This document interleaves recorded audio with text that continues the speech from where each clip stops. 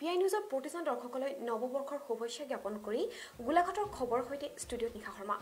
নৱবৰ্ষৰ প্ৰথম দিনাই গোলাঘাটত অঘটন 2021ৰ আৰম্ভণিতেই অভিলেখ সংখ্যক পথ দুৰ্ঘটনা ৮০টাতকৈও অধিক পথ দুৰ্ঘটনাত নিহত হ'ল এজন লোক লগতে আহত ৪০জনতকৈও অধিক লোক।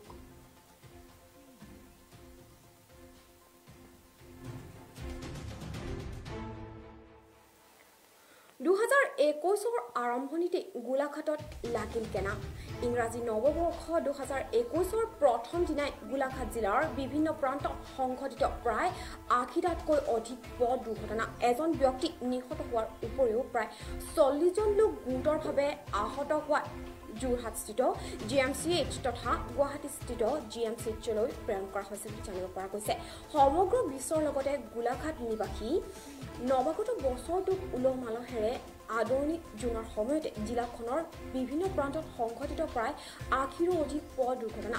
তাৰে গোলাঘাটৰ হাওৰতলীৰ নিবাসী বীৰেন কুৰ্মী নামৰ লোকজন পথ দুৰ্ঘটনাৰ ফলত নিহত হোৱা বুলি ইতিমধ্যে জানিব পৰা গৈছে। আনহাতে উন্নত চিকিৎসাৰ বাবে GMCH তথা GMCHলৈ প্ৰেৰণ কৰা সকলৰ বাদেও প্ৰায় ৩০গৰাকীতকৈও অধিক দুৰ্ঘটনাত পতিত ৰোগী বৰ্তমান গোলাঘাট শ্বহীদ কুশলগড় অসামৰিক চিকিৎসালয়ত চিকিৎসাধীন হৈ আছে বুলি জানিব পৰা গৈছে। গোলাঘাটৰ কেমেৰা পাৰ্চনৰ পৰা এই খবৰ জনা হৈছে।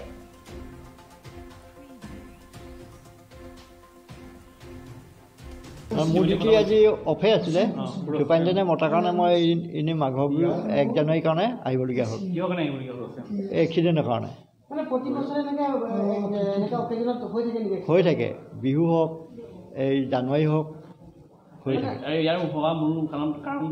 মদৰ কাৰণে মুঠতে।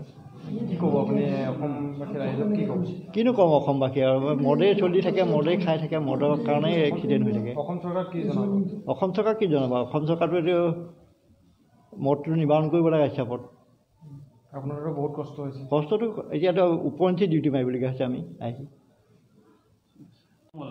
মোৰ ডিউটি আজি ইংৰাজী নৱবৰ্ষৰ প্ৰথম যদি আজিৰ দিনতে কিছুমান লোকে মদ্যপান কৰি দুৰ্ঘটনা ঘটিত হৈছে। গোলাঘাটত প্ৰায় ৫০ৰো অধিক লোক দেখা গৈছে দুৰ্ঘটনাত সংঘটিত হৈছে গোলাঘাটৰ ওচৰে পাজৰে। কিহৰ কাৰণে হৈছে আৰু তেওঁলোকে এলকহলিক বুলি গম পোৱা গৈছে? কি হৈছে আচলতে? এইটো ৰোড ট্ৰেফিক এক্সিডেণ্ট। এলকহলিক হৈ পিনি এক্সিডেণ্টবোৰ মানে হৈছে, মেক্সিমামেই মানে এলকহলিক। এনেই কিমান পেচেণ্ট এতিয়া এডমিট আছে? এতিয়া এডমিটটো ৫০টামান হ'ব। ডেথ এতিয়া এটা হৈছে। তেখেতৰ নামটো হৈছে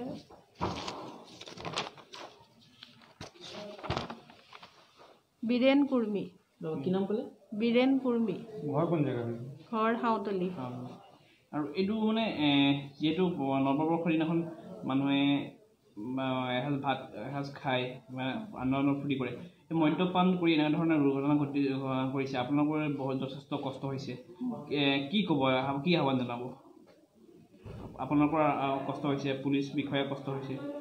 নহয়, নিউ ইয়েৰ বুলিয়ে যে মদ্যপান কৰিবলগীয়া সেইটো কথা নহয়।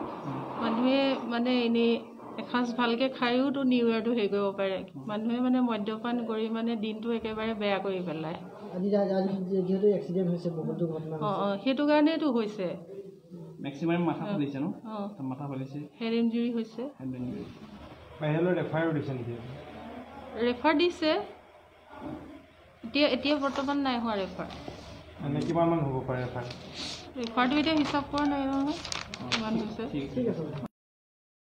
ইংৰাজী নৱবৰ্ষৰ প্ৰথম দিন আৰু আজিৰ দিনটো মানুহে এসাঁজ খাই মেলি আনন্দ ফূৰ্তি কৰে। কিন্তু দেখা গৈছে একাংশই মদ্যপান কৰি মেলি গোলাঘাটত আজি ৮০তকৈ অধিক লোক দুৰ্ঘটনা ঘটিত হৈছে।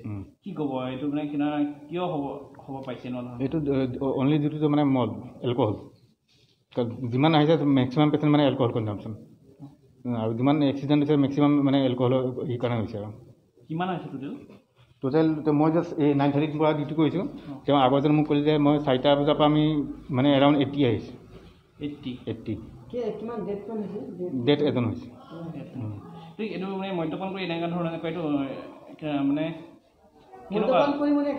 নহয়, মোৰ মতে এই কিবা অকেজনত মানে মদৰ দোকান বন্ধ কৰি দিয়ে ভাল। আমাৰ মানে বহুত ইচ্ছা হ'লহেঁতেন। আপোনালোকৰ বহুত কষ্ট হৈছে। এতিয়া আমাৰ বুলি নহয়, গোটেই মেডিকেল ষ্টাফৰ কষ্টটো। আৰু কি কষ্ট হৈছে? এতিয়া চবে আমি এতিয়া বিজি হৈ আছোঁ এনি টাইম। এতিয়া এক্সিডেণ্ট মানে আমি 4টা বজাৰ পৰা অকল এক্সিডেণ্ট কেছে আহি আছে আৰু আজিতো নৱবৰ্ষৰ প্ৰথম দিন। মদ নোখোৱাকৈতো পাৰ কৰিব পাৰে। মানুহ ফূৰ্তিটো মদ নোখোৱাকৈ কৰিব পাৰে, মাছ মাংস খাই পেলাই কৰক।